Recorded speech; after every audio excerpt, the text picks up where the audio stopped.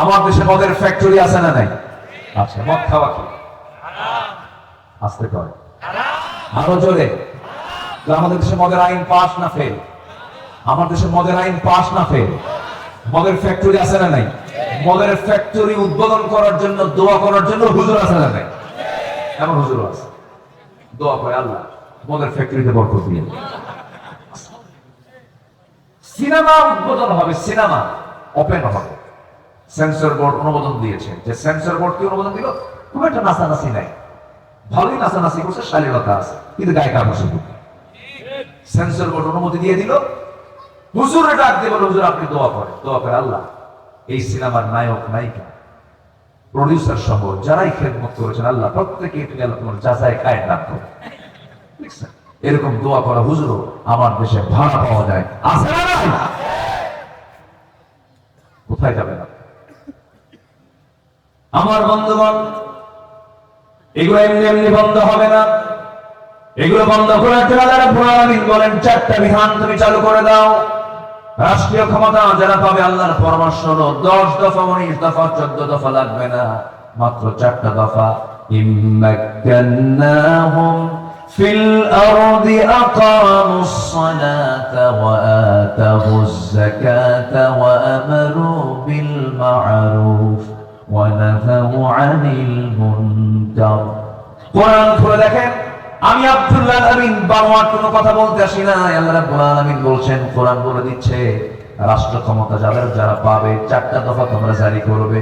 আমি আল্লাহ নিজে ওয়াদা করলাম আকাশ জমিনের সমস্ত বরকতের দরজা আমি আল্লাহ খুলে খুলে দেব। নাম্বার 1 হলো নামাজ কায়েম করবে। নামাজ কায়েম হলে পরে সুদ থাকবে না, নামাজ কায়েম হলে পরে সুদের কারবার থাকবে না, নামাজ কায়েম হলে পরে বেহায়াপনা থাকবে না, নামাজ কায়েম হলে পরে জিনার কোনো আইন থাকবে না, মদের কোনো দোকান থাকবে না। নামাজ কায়েম করে যাকাত আদায় করো। একটা হচ্ছে আল্লাহর হক তোমার প্রতিষ্ঠা করো, একটা বান্দার হক প্রতিষ্ঠা করো।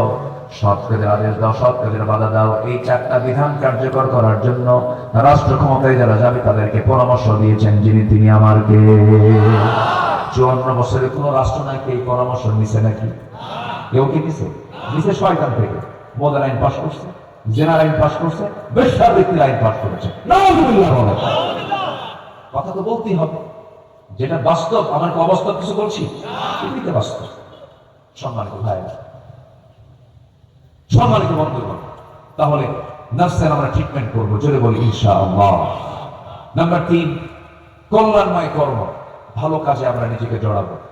মন্দ কাজের সঙ্গে ইমানদারের কোনো সম্পর্ক থাকতে পারে না। হারাম ইসলাম গর্হিত কোন অপরাধের সঙ্গে ইমানদারের কোনো সম্পর্ক থাকতে পারে না।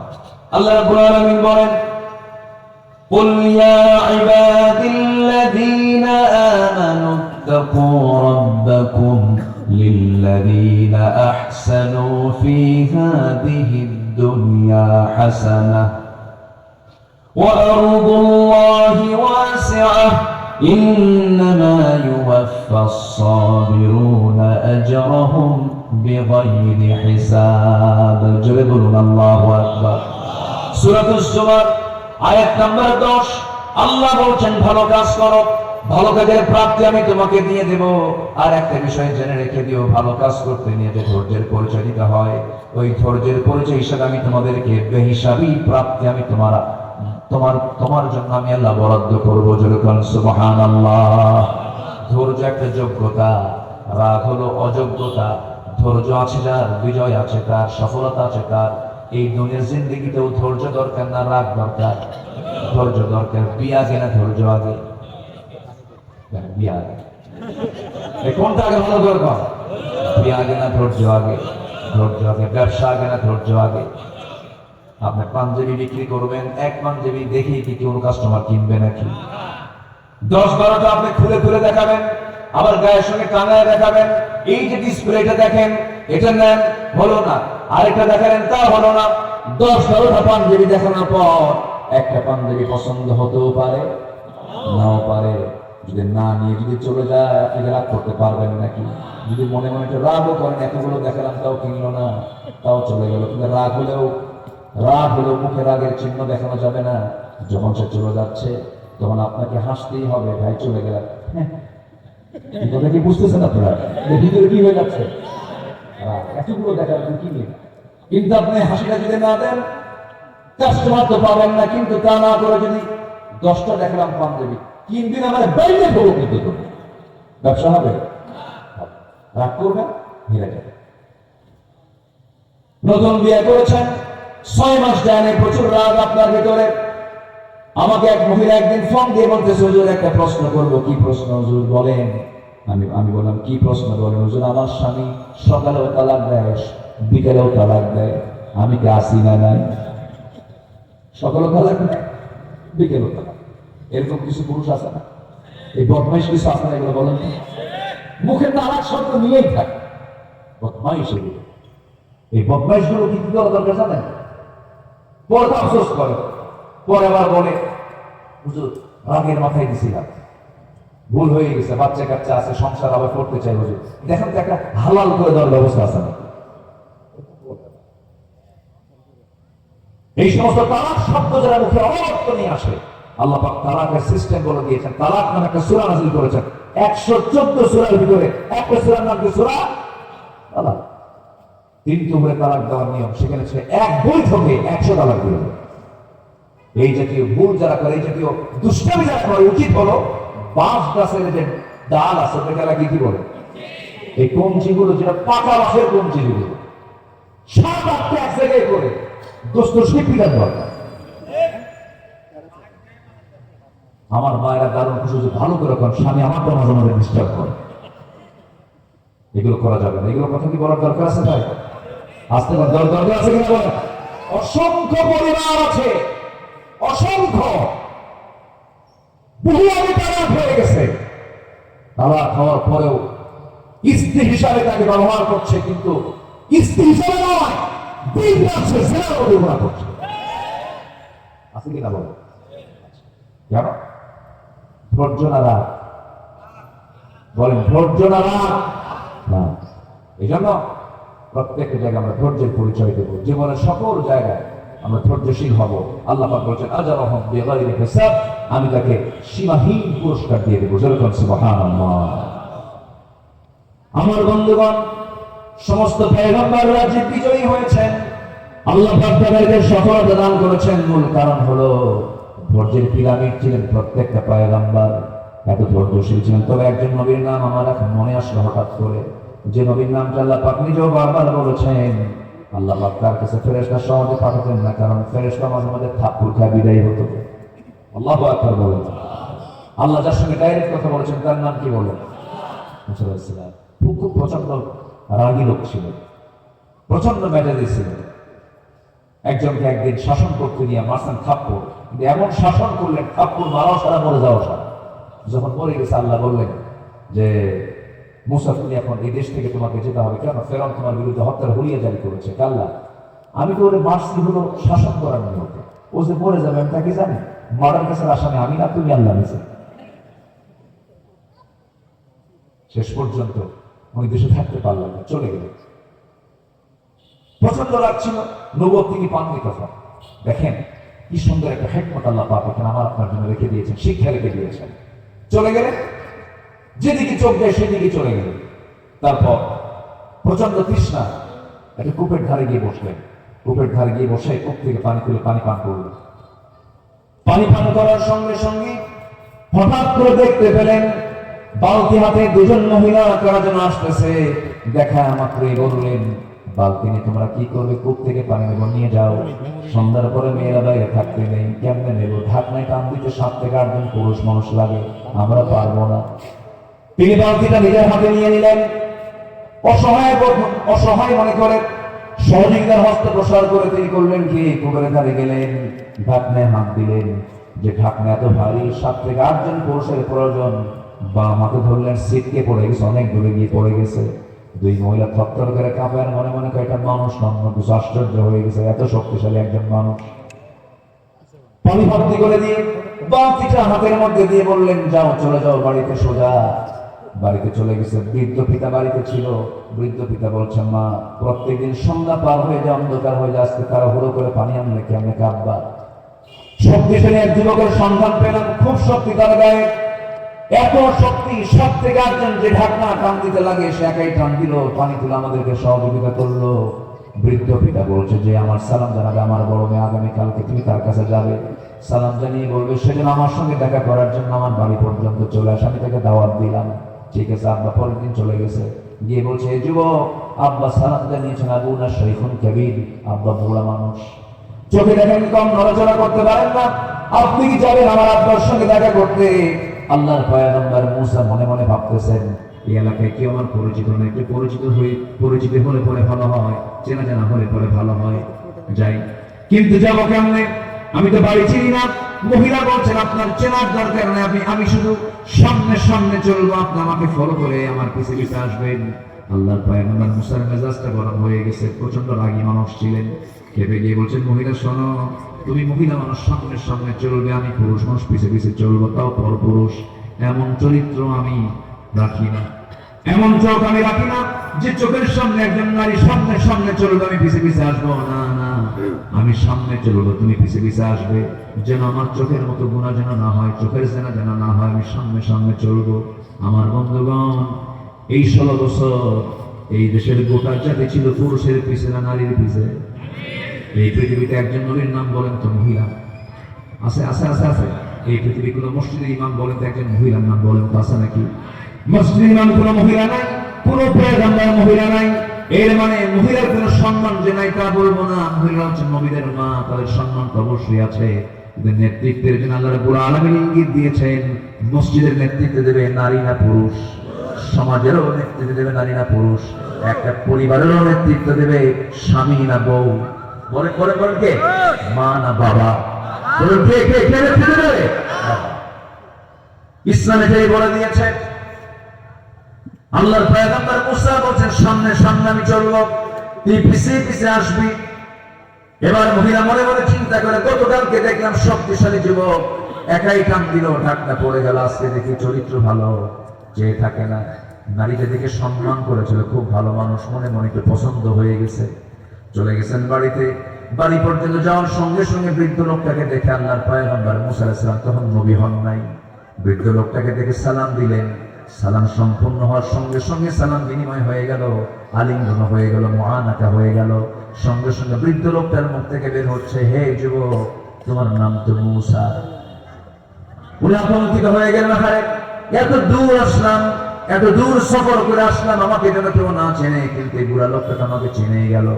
এবার মুসা আলাইহিস সালাম মনে মনে যখন ভয় করছিলেন, বৃদ্ধ লোকটা বলছে, হে মুসা, তুমি কি চিন্তা করো? কোন চিন্তা নাই, আমি তোমার নামও জানি, কামও জানি। কি কাম জানেন? একজন মানুষকে থাপ্পড় মারছে, মরে গেছে, এরপর তিনি ভয় এখানে চলে আসছে, আরো জড়সড় হয়ে গেলেন। এবার মুসা মনে মনে বলেন, এবার যেন ধরা খেয়ে গেলাম, বেকায় যেন পড়ে গেলাম। এবার আল্লাহর পয়গম্বর মুসার সামনে, সেই সময় তিনি নবী হন নাই, এই বৃদ্ধ লোকটা বলতেছেন, শোনো মুসা, তুমি বিপদের জায়গায় এসে দাঁড়াও নাই, খারাপ কোন লোকের সামনে এসে দাঁড়াও নাই, তুমি আমাকে বুড়ো মানুষ মনে করে কি মনে করতেছো জানি না, আমি সাধারণ কোন বুড়োদের কাতারের বুড়ো নই, আমি আল্লাহ, আমি সেই বুড়া, যে বুড়ার ব্যাপারে আল্লাহ রাব্বুল আলামিন বলেছেন, ওয়া ইলা মাদিয়ানা আখাহুম শুআইবা, যে লোকটাকে এই মাদিয়ানবাসীর জন্য পয়গম্বর করে পাঠিয়েছেন, সে আমি হলাম সেই পয়গম্বর, আল্লাহর পয়গম্বর শুআইব আলাইহিস সালাতু ওয়াস সালাম।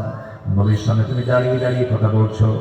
মুসার আনন্দ দেখে কে নবীর সামনে সাক্ষাৎ হয়ে গেছে, অত্যন্ত খুশি হলেন, খুব আনন্দিত হলেন। এবার আল্লাহর পয়গম্বর সময় বলছেন, হে যুবক মুসা, তুমি তো যৌবন পদার্পণ করছো, যৌবনটা ক্রস করছো, আমার দুটা মেয়েকে আমি তোমার সঙ্গে বিয়ে দিতে চাই, যে কোনো একটা মেয়েকে তুমি বিয়ে করবে নাকি বলো, আমি তোমাকে প্রস্তাব দিলাম। সঙ্গে সঙ্গে মুসা আলাইহিস সালাম আনন্দ দেখে কে তিনি জবাব দিচ্ছেন, যখন তখন। কি বলতেছেন? যখন তখন। এই কথা শোনা মাত্রই আল্লাহর পয়গম্বর সময় বলছেন, শোনো, আমি তোমাকে এই মুহূর্তে বিয়ে দিতে পারবো না, কারণ সমস্যা আছে। কি? তোমার রেকর্ড হলো থাপ্পড় মারলেই মানুষ মরে, এখন মেয়ে বিয়ে দিয়ে বিপদ হয়ে যাবে, এখন বিয়ে দেবো না। বিয়ে দেবো, তবে একটা কাজ তোমাকে করতে হবে। কি কাজ? আমার বাড়ির যে ছাগলগুলো আছে, এই ছাগলগুলো তোমাকে 8 বছর পালতে হবে। 8 বছর পাললে পরে অনার্স কোর্স, আর 10 বছর পাললে পরে মাস্টার্স কোর্স হয়ে যাবে। তুমি কি পালবে নাকি? হ্যাঁ পালবো। এই পৃথিবীতে যত প্রাণী আছে এর মধ্যে সবচেয়ে শান্ত ভদ্র প্রাণীর নাম হলো ছাগল। ঘুম থেকে উঠে কিছু সুবহানাল্লাহ। আসেন দোয়া করে দিই নাকি? আলোচনা চালাবো রে ভাই, জোরে বলি ইনশাআল্লাহ।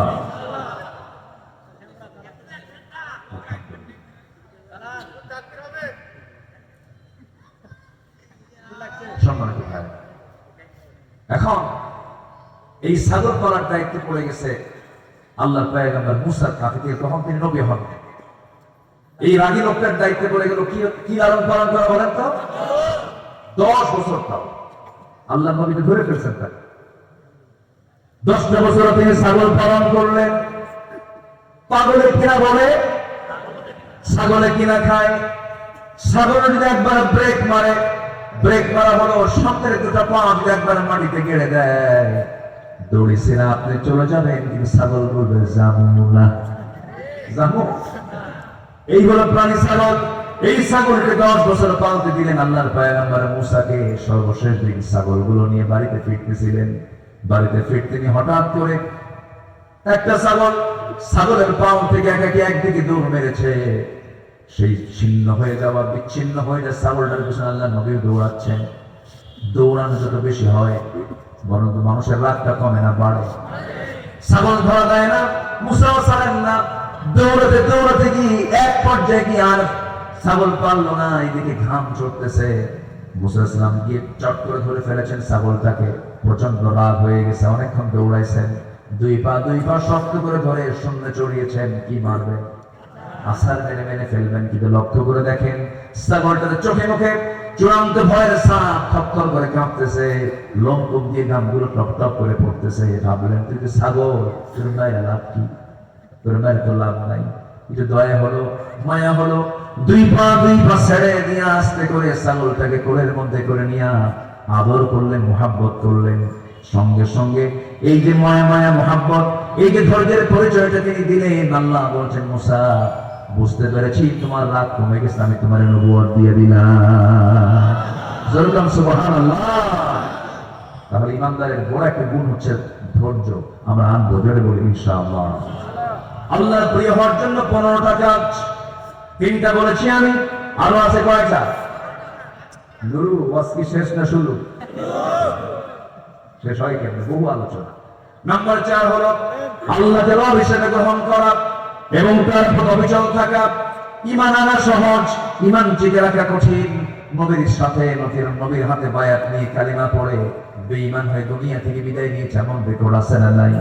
আসতে বলবেন না, আছে না নাই? হিজরত করতে গেছে আবিসিনিয়ায়, খ্রিস্টান হয়ে দুনিয়া থেকে বিদায় নিয়েছে, বেঈমান হয়ে দুনিয়া থেকে বিদায় নিয়েছে। এজন্য ঈমান এনেছি, ঈমান নিয়ে টিকে থাকবো। জোরে বলি ইনশাআল্লাহ, আরো জোরে বলি ইনশাআল্লাহ। ইন্নাল্লাযীনা ক্বালু রাব্বুনাল্লাহু থুম্মা ইসতাকামু তাতানাজ্জালু আলাইহিমুল মালাঈকা আল্লা তাখাফু ওয়া লা তাহজানু ওয়া আবশিরুল জান্নাতিল্লাতী কুনতুম তুআদুন। নাম্বার 5 হলো আল্লাহর সন্তুষ্টির জন্য আল্লাহর পথে দান করা। যে আল্লাহকে দেবে আল্লাহ থেকে ডাবল দিবেন। আল্লাহ রাব্বুল আলামিন বলেন, মান যাল্লাযী ইউকরিদুল্লাহু কারদান হাসানান ফায়ুদাঈফাহু লাহু আদআফান কাসীরা ওয়াল্লাহু ইয়াকবিদু ওয়া ইয়াবসুত ওয়া ইলাইহি তুরজাউন। নাম্বার 6 হলো আল্লাহর স্মরণে লিপ্ত থাকা, আল্লাহর জিকির সর্বক্ষণ জমাকে সিদ্ধ রাখা, দিল থেকে আল্লাহর দিকে ঝুঁকে নেওয়া, সর্বক্ষণ আল্লাহকে প্রস্তুত রাখা, তাকে স্মরণ করার জন্য সর্বক্ষণ দিল থেকে প্রস্তুত রাখা। ফাযকুরুনি আযকুরকুম ওয়াশকুরুলি ওয়া লা তাকফুরুন।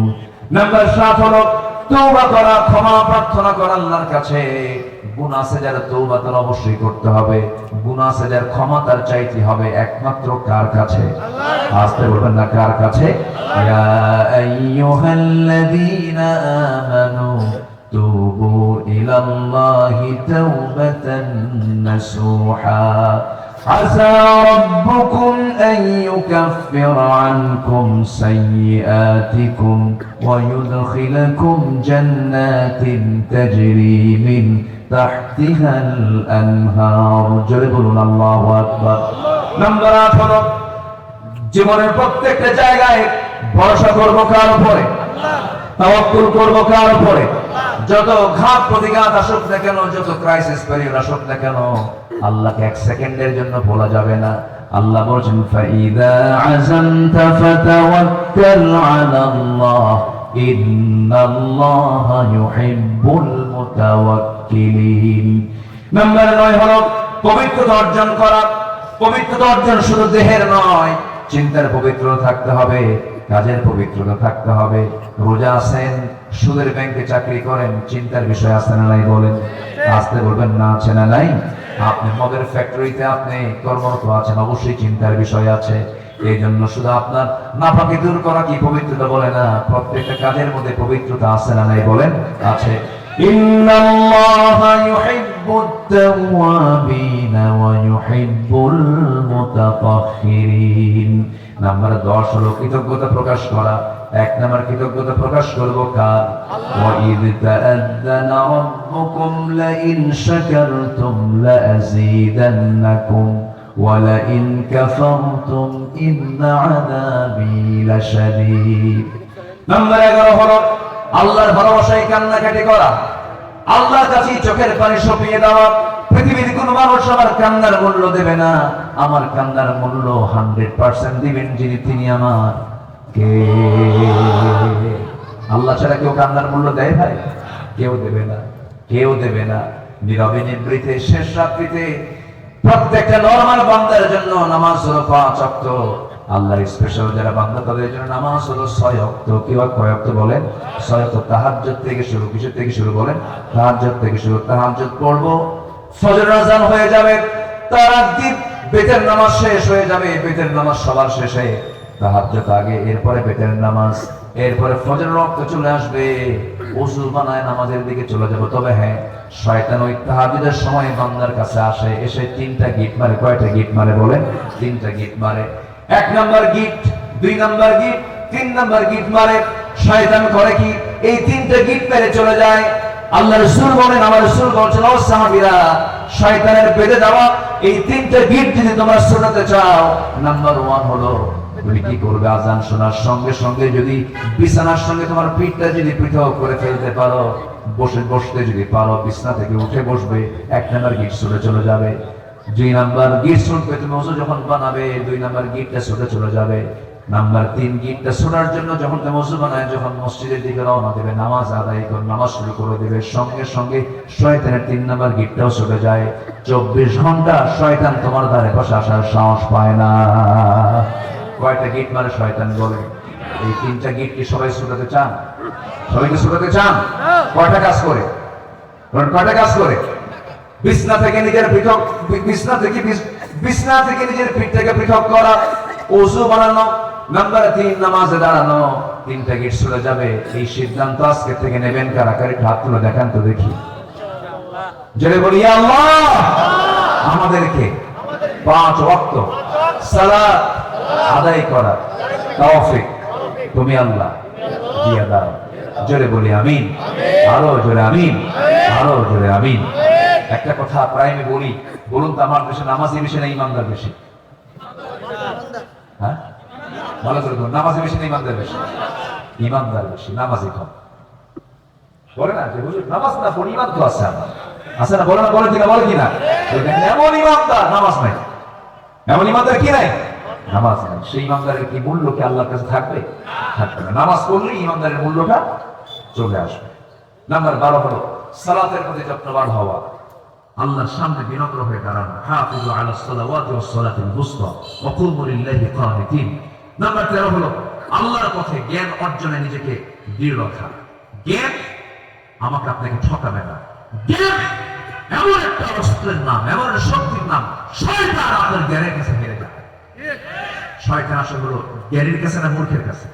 মূর্খের কাছে। সে সহজে সে মানে চতুর্দিকে সে মানে ছড়িয়ে আপনাকে আক্রান্ত করার চেষ্টা করে, কিন্তু আপনার কোরআনের জ্ঞান যখন থাকবে, শয়তান আপনাকে সহজে ওয়াসওয়াসা দিতে পারবে না। আল্লাহ রাব্বুল আলামিন বলেন, ইয়ারফা'িল্লাহু আল্লাযীনা আমানু মিনকুম ওয়াল্লাযীনা উতুল ইলমা দারাজাত والله بما تعملون خبير সূরাতুল মুজাদালা আয়াত নাম্বার 11 আল্লাহ রাব্বুল আলামিন বলেন ইলম যারা হাসিল করবে আমি আল্লাহ তাদেরকে বিশাল মর্যাদা দিয়ে দেব জোরে করুন সুবহানাল্লাহ নাম্বার 14 হলো সত্য নশীল হওয়া খারাপ কোনো কাজে না যাওয়া ভালো কাজে অংশগ্রহণ করা ওয়ালা তুফসিদু ফিল আরদি বা'দা ইসলাহিহা ওয়াদউহু খাওফান ওয়া তামাআন ইন্না রাহমাতাল্লাহি করিবুন মিনাল মুহসিনিন সর্বশেষ হলো ইনসাফ এবং ইহসান অবলম্বন করা ইনসাফ এবং ইহসান যার মধ্যে থাকবে সে ব্যক্তি জাহান্নাম যাবে না একটা আয়াত সবচেয়ে ব্যাপক অর্থ বহন করে একটা আয়াত কোরআনে কারীমের সেই আয়াতটা সবাই আমরা কম বেশি মুখস্থ আছে আমাদের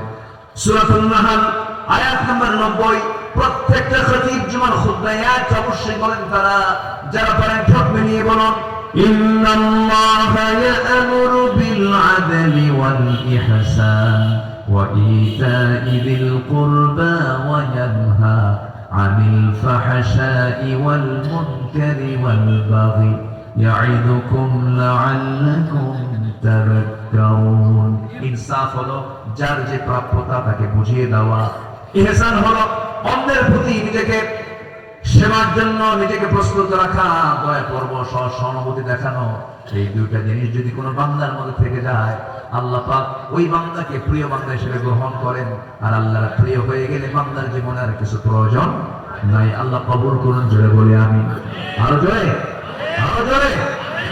যে যেখানে আছেন একটু বসে পড়ুন আমরা এখন কাঙ্ক্ষিত দোয়ার দিকে যাব 11:59 বাজে আমরা শেষের দিকে আস্তে আস্তে চলে যাচ্ছি আমরা চাইবো কার কাছে বলেন তো আল্লাহর কাছে চাইবো আমরা সবাই বলি সুবহানাকাল্লাহুম্মা